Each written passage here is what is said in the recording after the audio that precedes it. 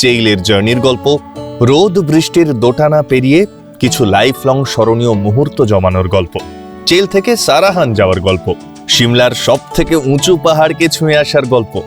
এবার কিভাবে গেলাম, কোথায় থাকলাম, সার্ভিস কেমন, খরচ কত, সেসব ইনফরমেশন তো থাকছেই। থাকছে আরো দারুণ দারুণ সব সাইট সিং এর সন্ধান। রয়েছে 51 সতীপীঠের এক পীঠ ভীমা কালী মন্দিরের গল্প।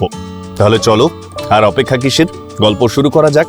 সবার আগে আমি শঙ্খ, তোমাদের হোস্ট, সবাইকে জানাই ওয়েলকাম টু মেঘ পিয়নের ভ্লগ।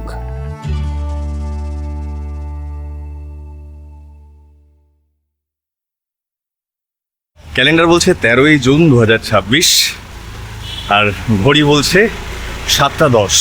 আমরা বেরিয়ে পড়েছি, আমরা মানে আমি, আর বাকিরা আমাকে ছাড়তে বেরিয়েছে। তো জয়দেবও আসছে, এখান থেকে সোজা যাবো হাওড়া স্টেশন, নেতাজি এক্সপ্রেস ধরার আছে। কোথায় যাচ্ছি ইতিমধ্যেই তোমরা জেনে ফেলেছো, প্রথম স্পিতি ট্যুর। এবছর অনেকগুলো প্রথমের সাক্ষী থাকবো আমরা সবাই মিলে। তো প্রচণ্ড এক্সাইটেড, স্পিতি ভ্যালি, কল্পাকিন্নর, বহু দিন থেকে যাওয়ার ইচ্ছে। তো ফাইনালি সেটা হচ্ছে, প্রচণ্ড এক্সাইটেড। চলো যাওয়া যাক।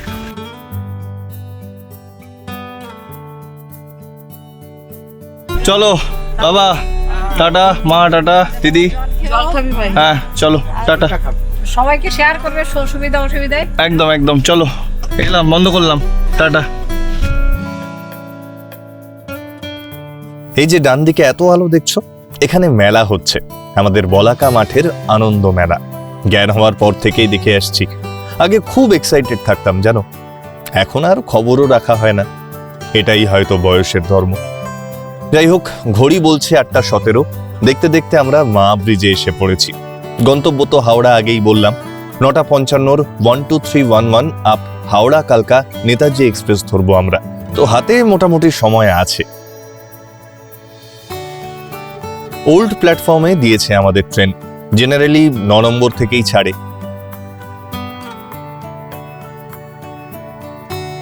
বোর্ডেও দেখলাম 9 নম্বরেই দিয়েছে। ঘড়ি বলছে 9:14। ট্রেন স্টেশনে দিয়ে দিল। আমাদের কোচ A2। সেকেন্ড এসি কালকার তো আগেও দেখিয়েছি তোমাদের, নতুন করে কিছু দেখানোর নেই। তাও বলি, যেটা আমার সব থেকে ভালো লাগে এই ট্রেনের, সেটা হলো পর্যাপ্ত পরিমাণে চার্জিং পোর্ট। কাঁটায় কাঁটায় 9:55তেই ছাড়লো আমাদের ট্রেন। খেয়েই এসেছি বাড়ি থেকে, তাই সময় বেশি নষ্ট না করে শুয়েই পড়লাম। সেই 5:23 ঘুম ভেঙেছে আমার। ব্রেড অমলেটে ব্রেকফাস্ট সেরে একটু এডিটে বসলাম। Thank you. বিস্কা ওকে। ঘড়ি বলছে 1:34। কানপুর ঢুকছে ট্রেন। প্রচন্ড খিদে পেয়েছে। জয়দেব সকাল থেকেই খুচখাচ কিছু না কিছু খাচ্ছে, সেগুলো আমার চলে না। যাই হোক, অন টাইম ট্রেন, দেরি হচ্ছে না। আশা করছি আমরা চণ্ডীগড় ঠিকঠাক সময় পৌঁছাবো। রাত জাগতে হবে, সুবিধা, ওয়ার্ল্ড কাপ খেলা দেখব।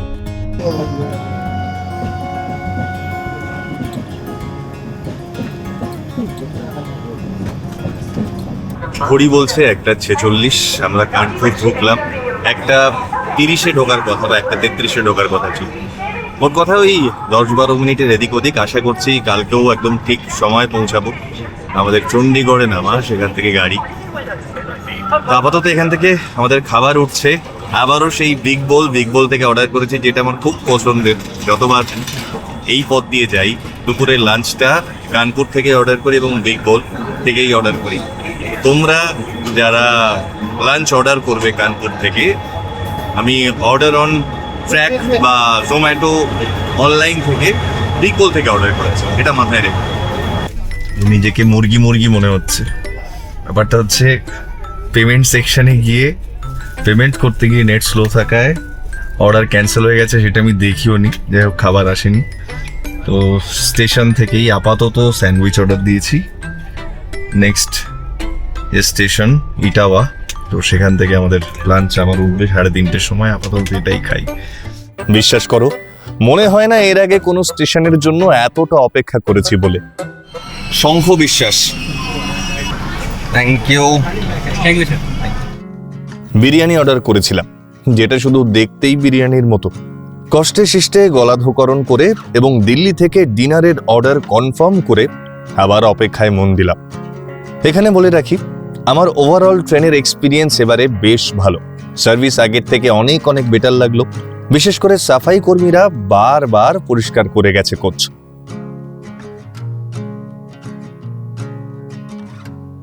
এই যে বাঁদিকে যে বিরাট লাল দেওয়ালটা দেখছো, এটাই কিন্তু সেই ঐতিহাসিক লাল কেল্লা।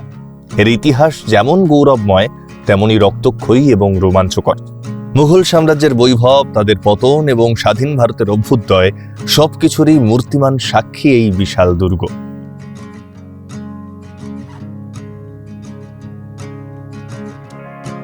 ঘড়ি বলছে 9:21, 8:55 দিল্লিতে নামানোর কথা। ওই 20-21 মিনিট এদিক ওদিক। তো এখান থেকে খাবার উঠবে দুপুরবেলা। যাতা কেলেঙ্কারি করেছি, নেটওয়ার্ক ইস্যু ছিল, যার জন্য আমাদের বিগ বোলের খাবার মিস করেছি। তবে এখানে আর মিস করছি না, এখানে অবশ্যই আসছে, ফোন করলাম, তো একটু রিলিফ, রাত্রে খাওয়াটা ভালো হবে।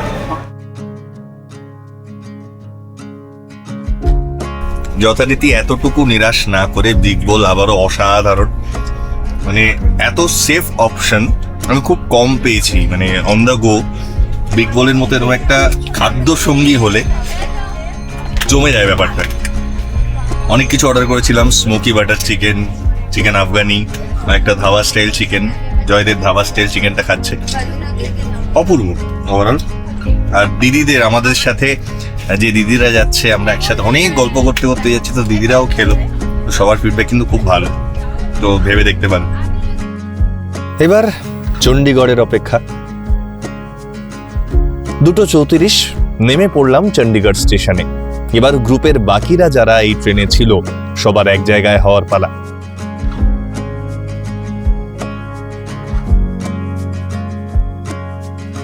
ঘড়ি বলছে 3:04।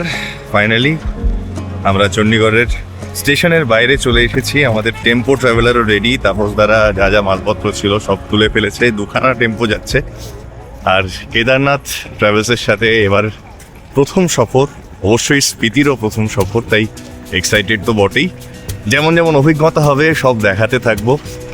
আশা করি দারুণ একটা অভিজ্ঞতা নিয়ে ফিরবো। চলো যাওয়া যাক। 3:33 বাজে ছেড়ে দিল আমাদের গাড়ি।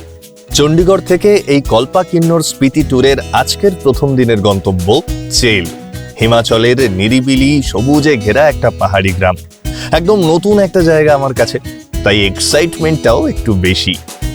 যাই হোক, রাত জাগা ক্লান্ত চোখের ঘুম কাটাতে একটা কফি ব্রেক খুব দরকার ছিল, তাই রোড সাইড একটা ধাবা দেখে দাঁড়ালাম আমরা।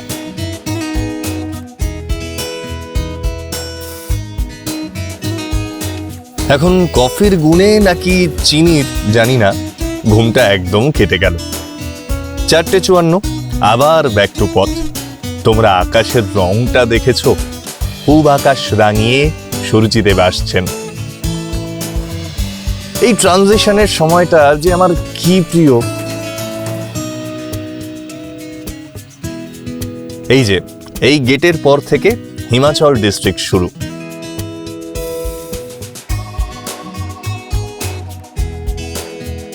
এখন আমরা ধরমপুর পেরোচ্ছি। এখানে বলি, তোমরা যারা আমায় চেনো তারা তো জানোই, যারা আমায় আজ প্রথম দেখছো তাদের বলি, আমার কাছে গন্তব্যের থেকেও এই যাত্রাপথের আঁকে বাঁকে ওত পেতে থাকা গল্পেরা গন্তব্যের থেকেও একটু বেশি প্রিয়। তাই আমার গল্পে এরাই বেশি প্রাধান্য পায়। তাই তোমরা যারা শুধু ইনফরমেশন জানতে এসছো বা যাদের মনে হচ্ছে কি এত রাস্তা দেখাচ্ছে লেংদি ভিডিও, প্লিজ স্কিপ করে এগিয়ে যেও। আর তোমরা যারা আমার মতোই এই জার্নি পছন্দ করো, প্লিজ থেকে যেও। অপূর্ব কিছু দৃশ্যপট আমাদের অপেক্ষায় পথ চেয়ে আছে কিন্তু।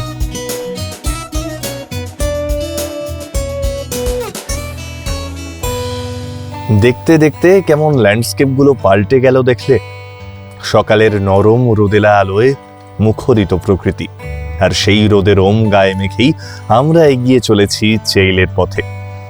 মাথার উপর নীল আকাশে ইতিউতি ছড়িয়ে কোথাও ধূসর তো কোথাও সাদা মেঘের দল। পাহাড়ি আঁকা বাঁকা রাস্তার দুপাশে ছড়িয়ে ঝরে যাওয়া জীর্ণ পাতারা। এখানে প্রকৃতির সান্নিধ্য এতটাই যে প্রাণ ভরে শ্বাস নিয়েও যেন ঠিক আশ মিটছে না। অদ্ভুত একটা স্নিগ্ধতার পরশে রাত জাগার ধকলও ম্লান হয়ে যাচ্ছে। তোমরাই বলো না, রাস্তাটা কি অপূর্ব না?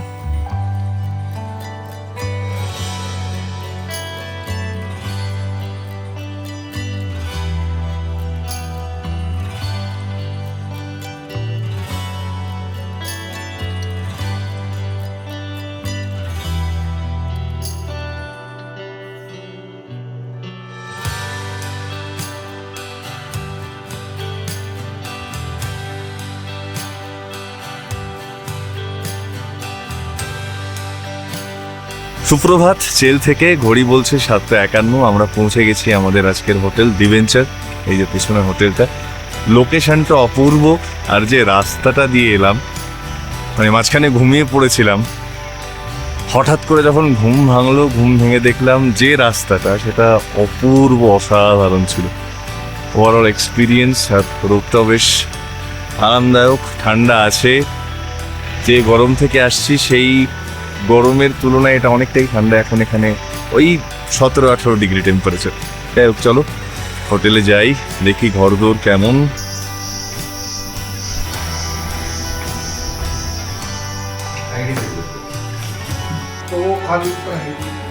এটা হচ্ছে এখানকার ডাইনিং এরিয়া। এইটা টেরেস টাইপের জায়গা, যেখান থেকে সামনের ভিউটা।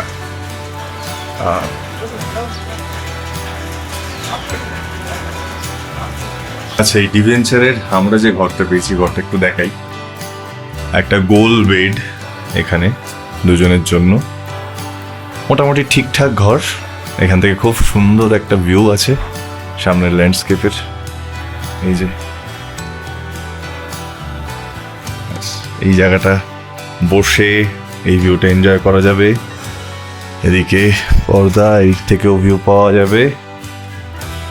দুটো চেয়ার রয়েছে, একটা টি টেবিল রয়েছে, এদিকে ছোট্ট টিভি রয়েছে, আর প্রসাধনের জন্য এখানে আয়না রয়েছে, ওয়ার্ড্রপ রয়েছে, দুটো স্লিপার্স দেওয়া রয়েছে। আর এইটা হচ্ছে ওয়াশরুম, ওয়েস্টার্ন কামোড রয়েছে, গিজার রয়েছে, বাথ সেকশনটা ওপাশে, আয়না, বেসিন। মোটামুটি ঠিকঠাক ঠিকঠাক হোটেল। লোকেশনটা খুব ভালো এবং আশেপাশের নেচার অ্যাম্বিয়েন্স ভীষণ ভীষণ ভালো। দেখা যাক, আশা করি এখান থেকে সানসেট দেখতে পাবো। যদি পাই খুব ভালো লাগবে। ব্রেকফাস্টের পালা এবার। চটজলদি আলুর পরোটা বানিয়েছে আমাদের কিচেন টিম, দারুণ খেলাম। ঘড়ি বলছে 9:45। ব্রেকফাস্টের পর আর নিচে যাইনি, এখানেই বসে আছি। আজকে একদম পুরো লেজার ডে আমাদের। আর সামনে যে ভিউটা, সেটা অদ্ভুত সুন্দর। দূরের পাহাড়গুলো ন্যাড়া পাহাড়, ইতিউতি বাড়িঘর দেখা যাচ্ছে দূরের পাহাড়গুলোয়। আর কাছাকাছি যে পাহাড়গুলো, সেগুলো সব চির আর পাইন গাছের জঙ্গলে পুরো মোড়া। মোট কথা দারুণ দারুণ সময় কাটছে এবং খুব ল্যাদ মোডে সময় কাটছে আজকে।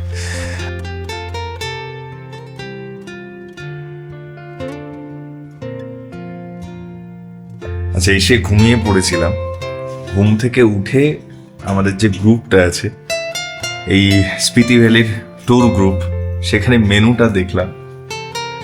দেখে কিছু বলার নেই, কি কি আছে একটু দেখাই।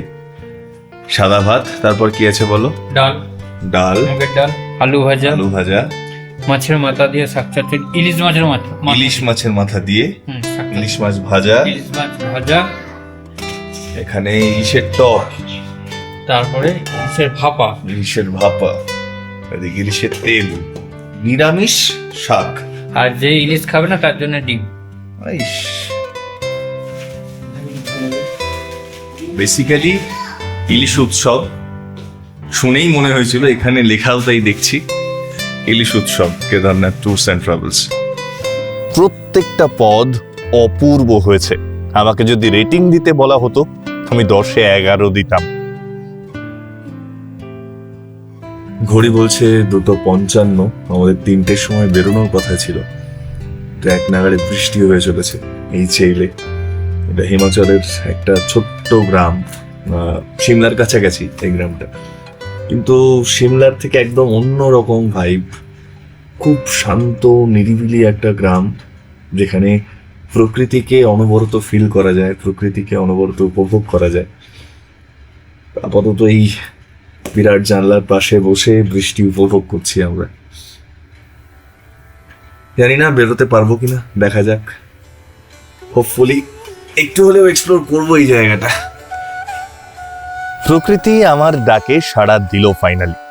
বৃষ্টি ধরে এলো একদম। 3:30 বাজে, ফাইনালি বৃষ্টি থেমেছে, হালকা রোদ উঠেছে। চলো যাওয়া যাক। আশেপাশে এই চেইল গ্রামে কি কি দেখার জায়গা আছে, কোথায় কোথায় তোমরা এলে এখানে ঘুরতে পারবে, সেগুলো একটু এক্সপ্লোর করার চেষ্টা করি এই বিকেলবেলা। পুষ্প বৃষ্টি হচ্ছে এখন, রোদ আর একদম ঝিরিঝিরি ইলশে গুড়ি বৃষ্টি আর কি। যাওয়া যাক। আপাতত আমাদের প্রথম গন্তব্য কালী টিব্বা মন্দির। যেতে সময় লাগা উচিত 20 মিনিট মতো। প্রায় 7400 ফুট উচ্চতায় চেলের সব থেকে উঁচু পাহাড়ের মাথায় অবস্থিত এই মন্দির। এই মন্দিরের ইতিহাস জড়িয়ে রয়েছে পাতিয়ালার তৎকালীন মহারাজা ভূপিন্দর সিং এবং চেইল শহরের পত্তনের সাথে। 1891 সাল নাগাদ ব্রিটিশদের সাথে মনোমালিন্যের কারণে মহারাজাকে সিমলা থেকে বহিষ্কার করা হয়েছিল। তখন তিনি সিমলার চেয়েও উঁচুতে নিজের গ্রীষ্মকালীন রাজধানী হিসেবে চেইল শহরটি গড়ে তোলেন। এই চেইল সফরের সময়ই পাহাড়ের সর্বোচ্চ চূড়ায় দেবী কালীর এই মন্দিরটি প্রতিষ্ঠা করা হয়। হিমাচলি বা পাহাড়ি ভাষায় টিব্বা শব্দের অর্থ হলো পাহাড়ের চূড়া বা টিলা। যেহেতু পাহাড়ের একদম মাথায় দেবী কালীর বাস, তাই স্থানীয় মানুষ একে কালী টিব্বা নামে ডাকেন। এই যে আমরা মন্দিরের পথ ধরলাম। যাই হোক, গল্প শুনতে শুনতে তোমরা রাস্তা থেকে চোখ সরাওনি তো? দেখেছো বর্ষার ছোঁয়ায় কেমন প্রাণোচ্ছল হয়ে উঠেছে প্রকৃতি? আমার তো মনে হয় হুট করে কেউ যেন কালার স্যাচুরেশনটা অনেকটা বাড়িয়ে দিয়েছে, তাই না? ওই যে দূরে পাহাড়ের মাথায়, ওটাই হচ্ছে কালী টিব্বা মন্দির।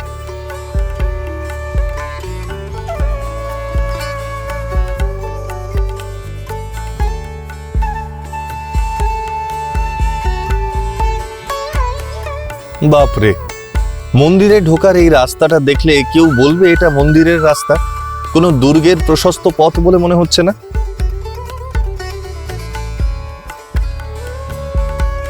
কি অপূর্ব একটা রাস্তা দিয়ে এলাম, আর এখন ওয়েদার, যদিও হাওয়া হচ্ছে, রোদ নেই একটু, আর এই যে পুরো চত্বরটা, আমার তো মনে হচ্ছিল পুরোনো কোনো ফোর্টে ঢুকছি।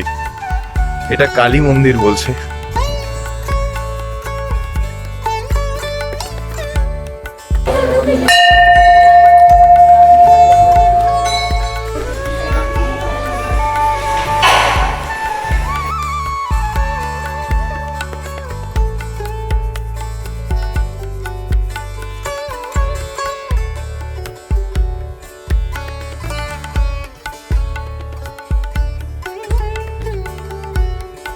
ভীষণ সুন্দর অ্যাম্বিয়েন্স, আর এর যে লোকেশন, এখান থেকে যে ভিউটা সামনে দেখতে পাচ্ছি, একবার দেখাই। দেখো,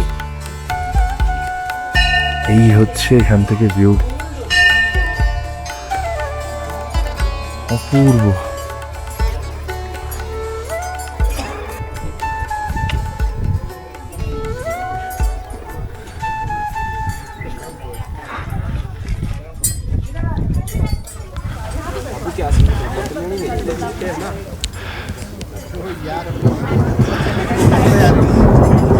মেঘ ডাকছে, হাওয়া হচ্ছে, জলীয় হাওয়া। অদ্ভুত অ্যাম্বিয়েন্স হয়ে রয়েছে, ভীষণ মনোরম, প্রচণ্ড উপভোগ্য। আর সত্যি কথা বলতে এখান থেকে যেতে ইচ্ছে করছে না। দূরের পাহাড়ে মেঘের মাঝখান থেকে ফিল্টার্ড হয়ে রোদ পড়েছে। এদিকটা রুক্ষ পাহাড়, আর এপাশটা পুরো সবুজ পাহাড়। দারুণ।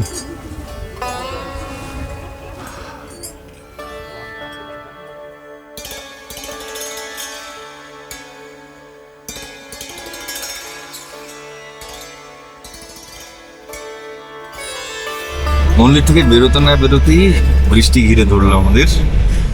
এরপর আমাদের আরো একটা জায়গায় যাওয়ার কথা, দেখা যাক সেটা পসিবল হয় কিনা। বেশ জোরে বৃষ্টি পড়ছে। যে জায়গায় এখন যাচ্ছি সেটাও ওই পাটিয়ালার মহারাজার সাথে ওতপ্রোতভাবে জড়িত। কথা বলছি চেইল প্যালেস সম্পর্কে। আর গল্পটাও বেশ মজার। চলো বৃষ্টি উপভোগ করতে করতে সেই গল্পটাও শোনা যাক। 1891 সাল নাগাদ পাতিয়ালার তৎকালীন মহারাজা ভূপিন্দর সিং, মতান্তরে আবার রাজেন্দর সিং, ছিলেন অত্যন্ত প্রভাবশালী এবং শৌখিন মানুষ। গ্রীষ্মকালে ব্রিটিশদের প্রধান আস্তানা ছিল সিমলা।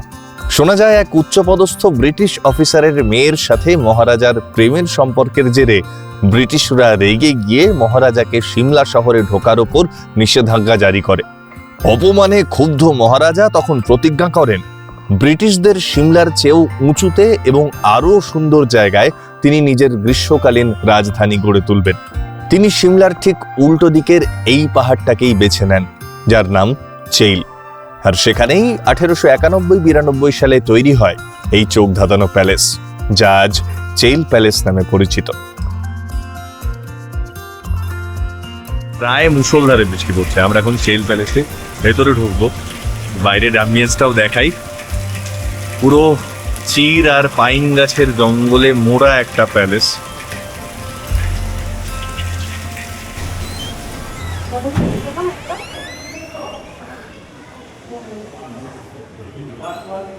প্রথমত প্যালেস বলতে যে ছবি মানুষ চোখে ভেসে ওঠে ততটা বড় এবং রাজকীয় না হলেও গ্র্যান্ড ম্যানশন বা ব্রিটিশ স্টাইল কান্ট্রি হাউস বা ম্যানর তো বলা যেতেই পারে। এবং এটা যে ইংরেজদের দেখিয়ে দেওয়ার জন্য বানানো সেটাও এর গঠন দেখেই বোঝা যাচ্ছে। ওই যে এখন একটা গান খুব চলতে দেখি না রিলসে, ঠুকরা কে মেরা প্যার মেরা ইন্তকাম, দেখে কি টাইপ ঘটনা, তাই না?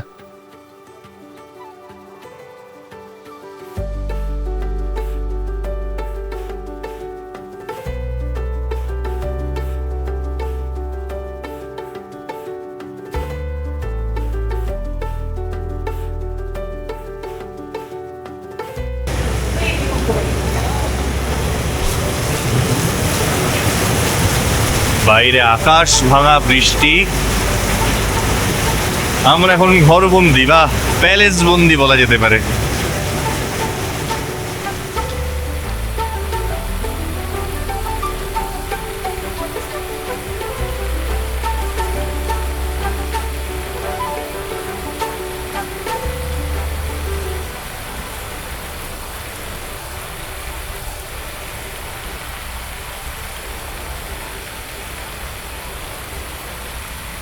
অর্থাৎ প্যালেসে মানে এই রাজবাড়িতে কারেন্ট অফ হয়ে গেছে এবং একদম এইরকম অন্ধকার।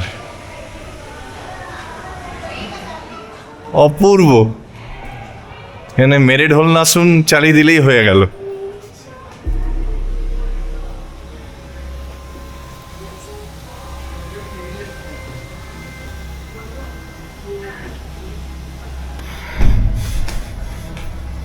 হাঁটতে হাঁটতে হঠাৎ রিয়েলাইজ করলাম প্যালেসের এই দিকটা একদম নির্জন, কেউ নেই। কেন জানি না একটা গা ছমছমে ইরি ভাইব পাচ্ছি।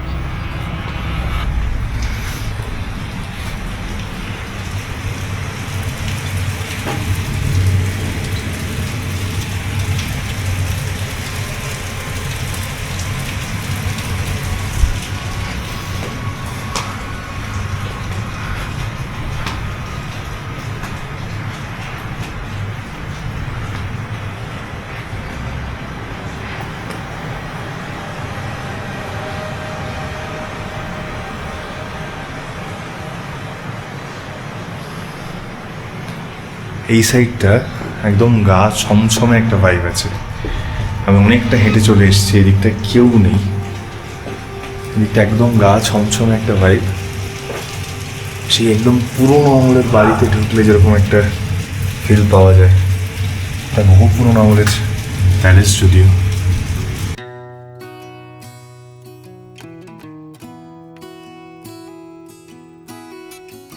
ফাইনালি ব্যাক টু আমাদের হোটেল। ঘড়ি বলছে 5:30। এখনও বৃষ্টি হচ্ছে বেশ ভালোই, কিন্তু পশ্চিম আকাশ আস্তে আস্তে ক্লিয়ার হয়ে যাচ্ছে। আশা করি একটা ম্যাজিক্যাল সন্ধে হতে দেখবো, একটা ম্যাজিক্যাল সূর্যাস্ত দেখবো। এবার দেখাই, এই যে আর চারিদিকে এই সিচুয়েশন। দারুণ না? অপূর্ব লাগছে, অপূর্ব লাগছে। দুদিক থেকে পাহাড়ে সেরকম ক্রিস ক্রস করে করে করে করে কত দূর চলে গেছে। ওই যে বাড়িটা, ওর পেছন থেকে মেঘগুলো ধোঁয়ার মতো নামছে। আহা, আর নিচে পুরো সবুজ গালিচা। আমরা আবার বেরিয়েছি, ঘরে থাকতে ইচ্ছে করছে না, বাইরে ঝোড়ো হাওয়া বইছে লিটারেলি। আর আমার মাথার ঠিক পেছনে, মানে এই দিকটা, এটা পুরো বৃষ্টির মেঘ, আর সামনেটা এইরকম উন্মুক্ত রোদ, কড়া রোদ যাকে বলে, একদম মানে তাকানো যাচ্ছে না। যাই হোক, সবুজগুলো বর্ষার সময় একদম সপ্রতিভ সবুজ হয়ে গেছে। এই যে গাছগুলো দেখো, জাস্ট সবুজের ঔজ্জ্বল্যটা দেখো, অপূর্ব। ও, হাওয়ায় উড়িয়ে নিয়ে যাচ্ছে, কাঁপিয়ে দিয়ে যাচ্ছে। এরম ওয়েদারে ইচ্ছে ডানায় না ভাসলে চলে, বিশেষ করে যখন আকাশে সাতরঙা রংধনু থেকে রঙের বাহার ছড়িয়ে পড়ে।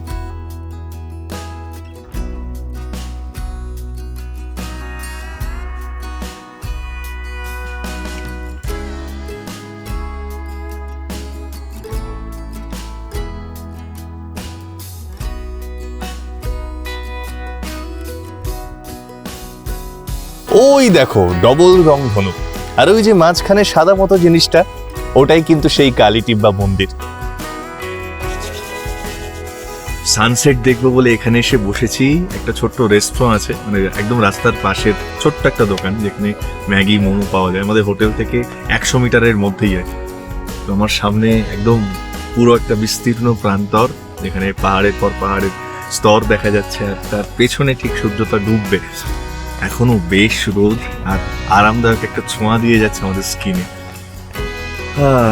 দারুণ সময় কাটছে, দারুণ সময় কাটছে। না যদিও ভেজ মোমো, খারাপ না, ভালো, বেশ ভালো। আন্ডার এস্টিমেট করেছিলাম। সন্ধ্যাবেলা আজকে ফিশ ফ্রাই এর প্রোগ্রাম আছে, সেটা 7টা থেকে। তো আমরা এতক্ষণ সানসেট দেখছিলাম, দেখে বুঝতেই পারিনি যে 7টা বাজতে যায়, অলমোস্ট 6:51। এখন এইরকম একটা কন্ডিশন। খুব এনজয় করছি, খুব এনজয় করছি। আমি বারবার বলছি এই কারণেই, কারণ কতটা এনজয় করছি সেটা যাতে তোমরাও বুঝতে পারো। কাঁপছি প্লাস এনজয় করছি, এই যে উড়ে যাচ্ছে হাওয়ায়। এবার অপেক্ষার পালা একটা মায়াবী সূর্যাস্তের, গোধূলি আবেশে অনবরত বদলে যাওয়া ধরিত্রীর রঙের খেলার। আমার ক্যামেরা এবং আমি দুজনেই প্রস্তুত। কি ভাষায় ব্যাখ্যা করব জানি না। অনেকদিন পর আবার এরকম একটা সূর্যাস্তের সাক্ষী থাকছি আমরা সবাই, তাই যে যার মতো করে সেই মুহূর্তকে ধরার চেষ্টা করছি। চূড়ান্ত হাওয়ায় ক্যামেরা যাতে না কাঁপে তার ব্যর্থ চেষ্টা করছি।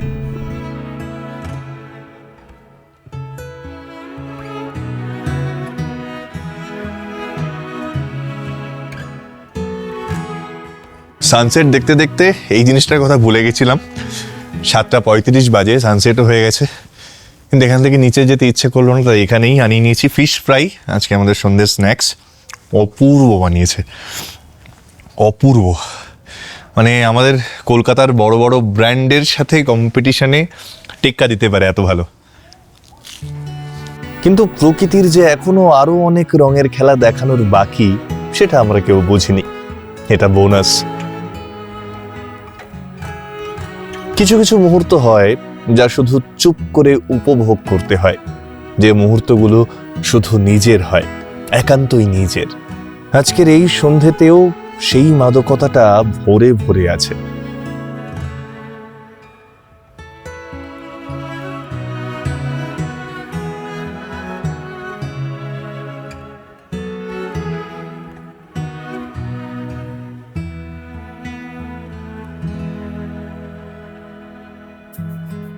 ডিনারের পালা এবার। মেনুতে রয়েছে রুটি, সাদা ভাত, বেগুন সুন্দরী, ডাল, ফুলকপির রোস্ট, চিকেন, স্যালাড, চাটনি আর পাঁপড়।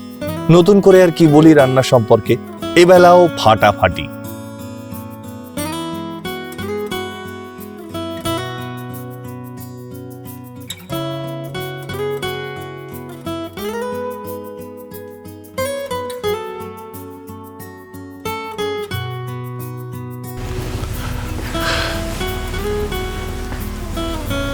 হিমাচলের অফবিট গ্রাম চেল থেকে শুভ সকাল জানাই তোমাদের প্রত্যেককে। আজকে অনেক দূর যাব, গন্তব্য সারাহান। তো যেটা বলার, ভীষণ ভালো একটা স্টার্ট হয়েছে গ্রুপ ট্যুরের, যেটা আমার ব্যক্তিগত পছন্দের, সেটা হচ্ছে পাংচুয়ালিটি। তো একদম টাইম মেনে সব কিছু হচ্ছে। যদিও ছোট গ্রুপ, সেখানে টাইম মেনটেনটা অনেক ইজি হয় বড় গ্রুপের থেকে, কিন্তু স্টিল মেনটেন হচ্ছে। আর এই রকম প্রাকৃতিক সৌন্দর্য দু চোখ ভরে দেখতে পাচ্ছি। কালকে বৃষ্টি পেয়েছি, হিমাচলের বৃষ্টি, সেটাও যেরকম উপভোগ করেছি, তেমনি একটা মায়াবী অদ্ভুত সানসেট, সেটাও দেখলাম। এইগুলো মনে থেকে যাবে সারা জীবন। আর যেদিন শেষ দিন আসবে আমাদের, সেদিন এই সব সূর্যাস্ত, সূর্যোদয়, এইসব মোমেন্টসগুলো যেগুলো আমরা প্রকৃতির সাথে কাটাই, প্রকৃতিতে মিশে যাওয়ার আগে, সেই মোমেন্টসগুলোই কিন্তু মনে পড়বে। তো চলো, আজকের লম্বা জার্নি একটু পরেই শুরু হবে। যেতে যেতে যা যা হয় সব তো দেখতেই পাবে। আশা করছি একটা দারুণ স্পিতির অভিজ্ঞতা তোমাদের সাথে এই পুরো সিরিজে শেয়ার করতে পারবো।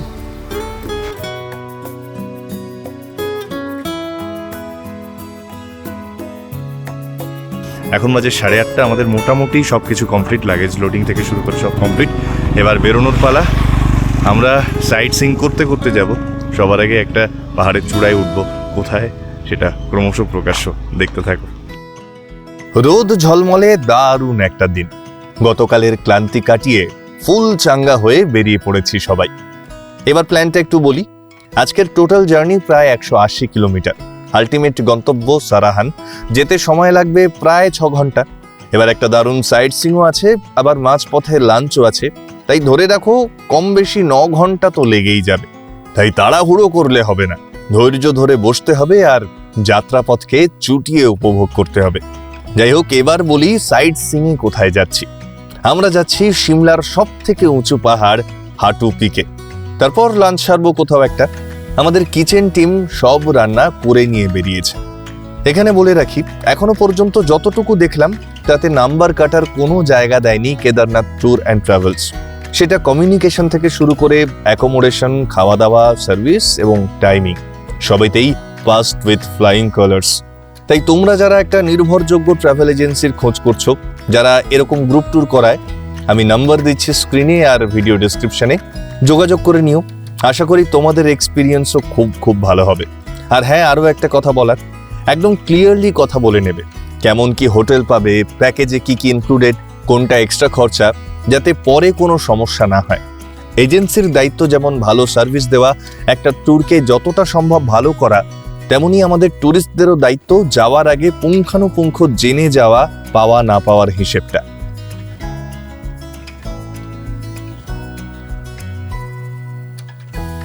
এই যে আমরা এখন কুফরি ক্রস করছি। তোমরা যারা সিমলা ঘুরেছো তারা নিশ্চয়ই জানো, সিমলার একটা মেন সাইট সিং এর মধ্যে পড়ে এই কুফরি।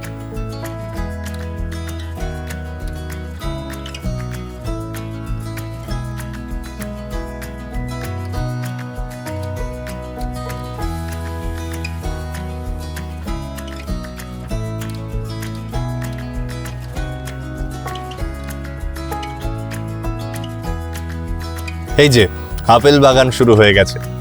ডান দিকে বা বাঁ দিকে, উপরে নিচে নেট দিয়ে ঢাকা যত গাছ দেখছো, এগুলো সব কিন্তু আপেল গাছ।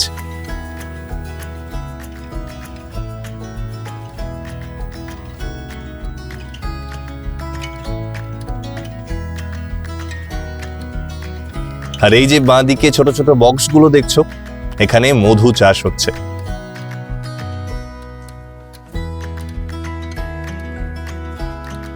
আহা, ল্যান্ডস্কেপটা দেখছো, ফ্রেমটা দেখছো। রাস্তা যদি এরকম হয়, বিশ্বাস করো আমি সারা দিন গাড়িতে থাকতে পারি।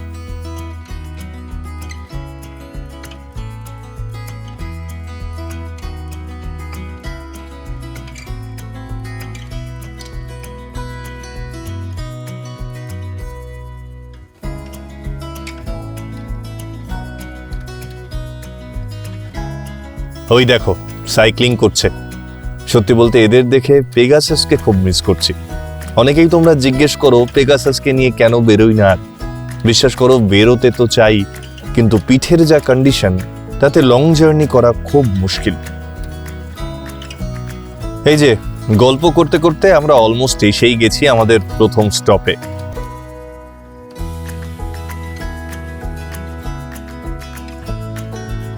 চলে এসেছি নারকান্ডা। আমাদের এই টেম্পো ট্রাভেলার এই অবধিই যাবে, এখান থেকে সিন্ডিকেটের অন্য গাড়ি যায় হাটু পিক অবধি। তো আমাদের বলছে যে 1000 টাকা করে পার গাড়ি, 4 জন যেতে পারবে, মানে 250 টাকা করে পার হেড। তো হাটু পিক এখানকার সবচেয়ে, এই পুরো সিমলা রিজিয়নের সবচেয়ে উঁচু পিকগুলোর একটা, এবং খুবই পপুলার একটা পিক, যেখান থেকে পুরো ফুল রেঞ্জটা 360 ভিউতে দেখা যায়। আমাদের যেহেতু 18 জন, আমরা 3টে গাড়িতে যাচ্ছি, 6 জন 6 জনে ভাগ করে, 6 সিটার গাড়ি, এগুলো 1500 করে নিচ্ছে। প্রায় 7.5 কিলোমিটারের রাস্তা হিলটপ পর্যন্ত, যেতে সময় লাগবে ওই আধ ঘন্টা মতো। একদম সরু একটা পাহাড়ি পথ, উল্টো দিক থেকে গাড়ি এলে কিভাবে ক্রস করবে সেটাই ভাবছি। তাছাড়া এই সরু রাস্তাতেও আমাদের ড্রাইভার দাদা যে তুফান তুলেছে, তাতে দুরু দুরু বুকে ভগবানের নাম জপা ছাড়া আর তো কোনো গতি দেখছি না।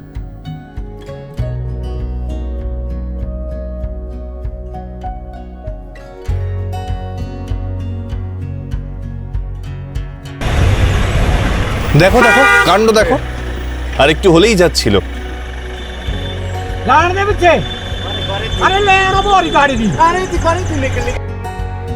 ফাইনালি অক্ষত অবস্থায় পৌঁছালাম টপে।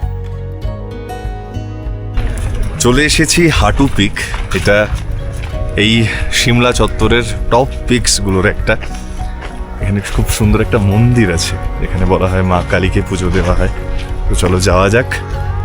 বেশ আরামদায়ক একটা রোদ হয়ে আছে, এমনি ঠান্ডা, ভালোই ঠান্ডা। আর এটার উচ্চতা অনেকটাই, প্রায় 11,500 মতো। যাই হোক, ঠান্ডা আছে, কিন্তু সেই ঠান্ডাটা মালুম হচ্ছে না রোদের জন্য। যেই মেঘ ঢেকে দেবে, হাওয়াটা কাঁপিয়ে দিয়ে যাবে।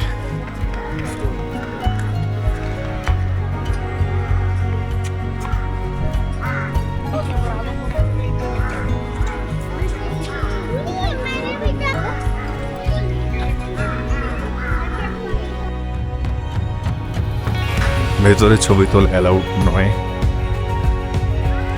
কিন্তু জায়গাটা নো ডাউট সেরা সেরা।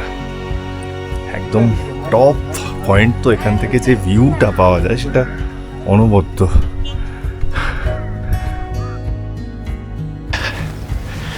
অপূর্ব জায়গা, অপূর্ব জায়গা। বিশেষ করে এই যে জায়গাটা এখন এসে দাঁড়ালাম, এটা একদম আইসোলেটেড একটা জায়গা। এতক্ষণ টপগুলোয় গিয়ে দেখার চেষ্টা করছিলাম কোন জায়গা থেকে সেরা ভিউ, কিন্তু শুধু তো ভিউ না, একটা ভাইবেরও দরকার হয়। এই জায়গাটা একদম নিরিবিলি, নির্জন। আমার ডান দিকে এই গাছটা, অদ্ভুত সুন্দর একটা শেপ, পেছনে নীল আকাশের ব্যাকগ্রাউন্ড, আর আমার সামনে এই জায়গাটায় পুরো একটা উন্মুক্ত দিগন্ত বিস্তৃত নেভার এন্ডিং পাহাড়ের পর্বত আর কি। দূরের সাদা মেঘগুলো স্নো ক্যাপড মাউন্টেন্সগুলোর মাথা ঢেকে রেখেছে। আলাদাই আলাদাই। অবশ্যই এসো, আর এইরকম একটা নিরিবিলি জায়গা এখানে খুঁজে বার করো। অনেক এরকম নিরিবিলি জায়গা আছে আমরা সবসময় চাই টপ জায়গাগুলোয় যেতে, কিন্তু তার আড়ালে এরকম কিছু জায়গা যেখানে এলে নিজেকে খুঁজে পাওয়া যায়। এখানে কেউ বিরক্ত করার নেই। তো এই রকম জায়গা খুঁজে বার করো, দারুণ কাটবে সময়।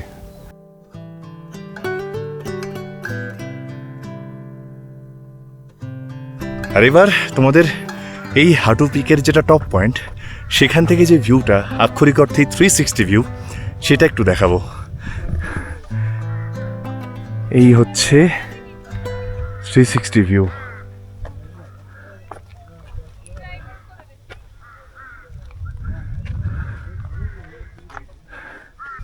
কি ফাটাফাটি না? তো চলো এবার যাওয়া যাক। পার্কিংয়ে প্রচুর গাড়ির চাপ, ঠিক সময় না এখান থেকে বেরোতে পারলে আবার রাস্তায় দাঁড়িয়ে পড়তে হবে। আর অলরেডি আমরা প্রায় 1 ঘন্টা কাটিয়ে ফেলেছি। এখানে কাটানোর সময় বরাদ্দ ছিল আমাদের জন্য এই 1 ঘন্টায়। ঘড়ি বলছে 1:46, পেটে ছুঁচোয় ডন মারছে। তার উপর এতক্ষণ অল্প স্বল্প হাইকিংও করছিলাম হাটু পিকে, তাই খিদেটা আরো চড়া রূপ নিয়েছে। চলো দেখা যাক কাছাকাছি কোথায় বসে খাওয়ার জায়গা পাওয়া যায়। ফাইনালি পেলাম নর্থ ভিউ ধাবা। এতটুকু সময় নষ্ট না করে সবাই বসে পড়েছে টেবিলে। আজকের মেনুতে রয়েছে ভাত, উচ্ছে আলু ভাজা, ডাল, লাউ বড়ি, পার্শের ঝোল আর পাঁপড়। আমাদের রাঁধুনির হাতে কিন্তু জাদু আছে, কোনো কথা হবে না। পেট পুজো ডান, আবার ব্যাক টু পথ। ঘড়ি বলছে 3:55। গুগল ম্যাপ বলছে আমাদের সারাহান পৌঁছাতে আরো ঘন্টা আড়াই সময় লাগবে। আহা, এমনিতেই মধ্যাহ্ন ভোজটা জম্পেশ হয়েছে, তার উপর পোস্ট লাঞ্চে ডেজার্ট হিসেবে যদি এই রকম মনোরম রাস্তা পাওয়া যায়, তাহলে বাঙালির ভাত ঘুম উস্কানি দেবে না তো কি দেবে আর। ফলস্বরূপ আমাদের গাড়ির 90% লোকই এখন সুখ নিদ্রায় মগ্ন।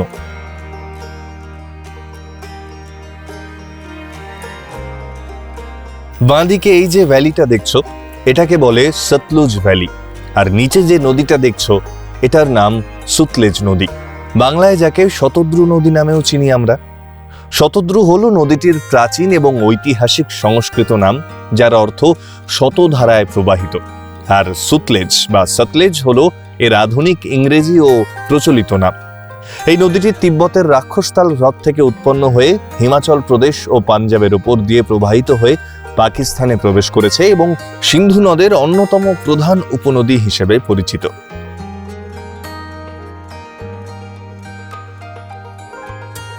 এখন এই যে জনপদটার উপর দিয়ে আমরা যাচ্ছি, এটা এখানকার সব থেকে বড় এবং ঐতিহাসিক একটা জনপদ, নাম রামপুর বুশহর। এটা একসময় বুশহর রাজবংশের শীতকালীন রাজধানী ছিল, আর তাদের গ্রীষ্মকালীন রাজধানী ছিল আমাদের আজকের গন্তব্য সারাহান।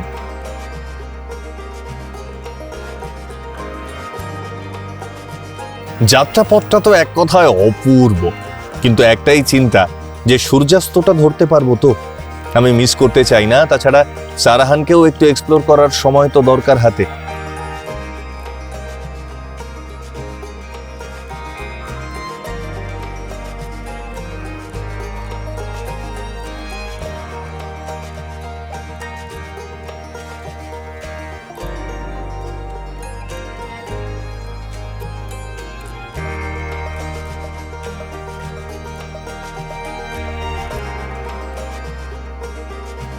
আহা, দেখছো ল্যান্ডস্কেপটা দেখছো? গোধূলি বেলার পড়ন্ত আলোয় আলোকিত হয়ে রয়েছে শুধু ওই সামনের পাহাড়ের চূড়াটা।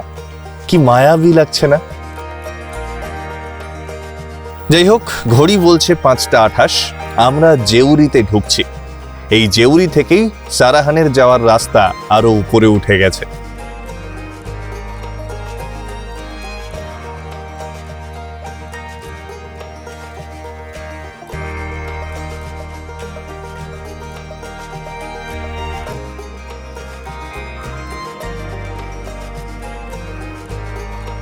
এই যে হোটেল হোমস্টে গুলো দেখছো, এগুলো সব কিন্তু সারাহানের মধ্যেই পড়ছে, মানে আমরা পৌঁছেই গেছি।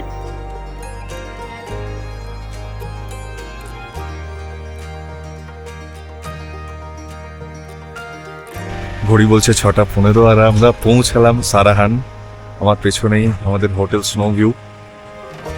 হোটেলে ঢুকলে ওপারে ভিউ পাওয়া যাবে। আপাতত আমার সামনে আমি যে পাহাড়টা, একটা বিরাট পাঁচিলের মতো পাহাড় দেখতে পাচ্ছি, সবুজে আচ্ছাদন, কত রকমের সবুজের শেড, বাদামের শেড, আর তার মাথার উপরে নীল আকাশ, আর ইতিউতি ছড়িয়ে ধূসর মেঘ। এই যে, আর সেইটা হচ্ছে আমাদের হোটেল স্নো ভিউ, আর এই হচ্ছে ভীমাকালী মন্দির। দারুণ লোকেশন। ফাইনালি রুম পেয়েছি, আমার 203 নম্বর রুম একটু দেখাই। এই হচ্ছে 203 নম্বর রুম। আপাতত জিনিসপত্র একটু ছড়িয়ে ছিটিয়ে আছে, ওটা একটু মার্জনা করে নিও। এদিকে একটা কিং সাইজের মতোই লাগছে খাটটা, দুজনের শোয়ার জন্য যথেষ্ট। ওয়ালের একটা টেক্সচার দেখতে পাচ্ছি, একটু পুরনো হোটেলটা বোঝা যাচ্ছে, কিন্তু ভালো মানের হোটেল। এদিকে একটা সোফা রয়েছে, এদিকে দুটো টেবিল রয়েছে, এখানে স্ন্যাক্স, লাঞ্চ, ডিনার, ব্রেকফাস্ট খাওয়া যাবে। ওখানে একটা গদি দেওয়া চেয়ার রয়েছে, এখানে টিভি রয়েছে। এইটা হচ্ছে এই হোটেলের এই রুমের প্রাইভেট ব্যালকনি, আর এখান থেকে এই হচ্ছে ভিউ। অপূর্ব। আমরা ঢুকতে একটু দেরি করলাম। এই জায়গাটা একটু আগে সূর্যের রশ্মি পড়ে কি অপূর্ব লাগছিল।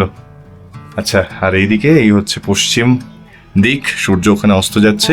একটু ডান দিকে সরলে ওইটা যে বরফাবৃত পাহাড়টা দেখা যাচ্ছে, ওটাই হচ্ছে শ্রীখণ্ড মহাদেব। বেশ সুন্দর একটা পাহাড়ি গ্রাম। এই যে হালকা একটা রোদ মুখে আভা দিচ্ছে, দেখো অপূর্ব লাগছে, অপূর্ব লাগছে। আর একটু সময় যদি পেতাম এসে আরো ভালো লাগতো, কিন্তু কিছু করার নেই, অনেকটা জার্নি। আমরা যথেষ্ট সকালে বেরিয়েছি, তাও আমাদের পৌঁছাতে পৌঁছাতে প্রায় 6:30 বেজেছে। যাই হোক, আর একটু এনজয় করি জায়গাটা, একটু ফ্রেশ হই। 7টা বাজে, চলো একটু আশপাশটা পায়ে হেঁটে ঘুরে দেখি সারাহান জায়গাটা ঠিক কেমন। একটু ভাবছি সন্ধ্যেবেলার ভীমাকালী মন্দিরের আবহটাও দেখার চেষ্টা করব। জানি না কতক্ষণ খোলা, আমি যে শুনেছি 8টা অবধি, এখন অলরেডি 7টা বেজে গেছে।